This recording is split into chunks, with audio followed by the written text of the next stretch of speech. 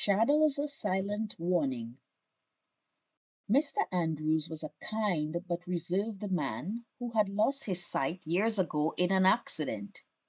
Though his world had turned dark, his loyal dog, Shadow, had become his eyes. Shadow was a sleek black Labrador with a calm demeanor and an uncanny intelligence that often amazed those who met him. Every morning, Mr. Andrews and Shadow followed the same routine. They would leave their cozy apartment, walk down Main Street, and stop by the park where Mr. Andrews would listen to the birds while Shadow sprawled in the grass. It was a comforting routine, predictable and safe. Or so Mr. Andrews thought. The stranger at the park. One autumn morning, as golden leaves fell gently around them, Shadow began acting strangely. He sniffed the air and let out a low growl.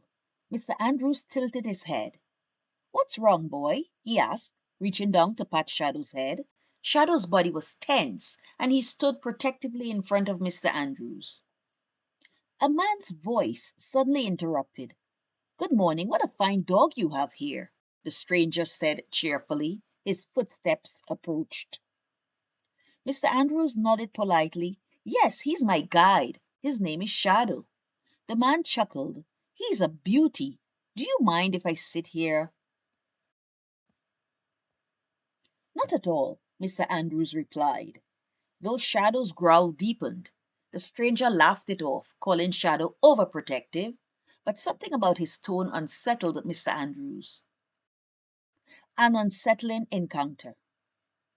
For the next few days, the same man appeared at the park. He always seemed friendly, chatting with Mr. Andrews about the weather or local news. Yet, every time, Shadow's reaction was the same: growling, bristling, and staying close to Mr. Andrews. One afternoon, the stranger offered Mr. Andrews a coffee. "Here, you must be cold," he said. Shadow lunged forward, backing ferociously. The coffee cup fell from the stranger's hand, splashing onto the pavement. "Whoa, what's gotten into him?" the man exclaimed. Mr. Andrews frowned. "I'm sorry, Shadow never acts like this. I trust his instincts, though." The man muttered something under his breath and left abruptly. The twist. That night, Shadow refused to settle down. He paced the apartment, growling softly at the windows. Mr. Andrews felt uneasy but couldn't understand why. Then he heard the faint sound of footsteps outside his door. Shadow let out a sharp bark. His body pressed against the door as if trying to block something. Moments later, there was a loud knock. "Mr. Andrews, it's me, the man from the park," the voice called. "I think you dropped your wallet earlier. Can I come in?" Mr. Andrews froze. His wallet was safely on the counter, untouched. "Thank you, but I'm fine," he called back. The man persisted. "Are you sure? I'd hate for you to lose something important." Shadow growled louder, his teeth bared. Suddenly there was a sharp click, the sound of someone trying to pick the lock. Shadow's brave act. Without hesitation, Shadow lunged at the door, barking so loudly it echoed through the building.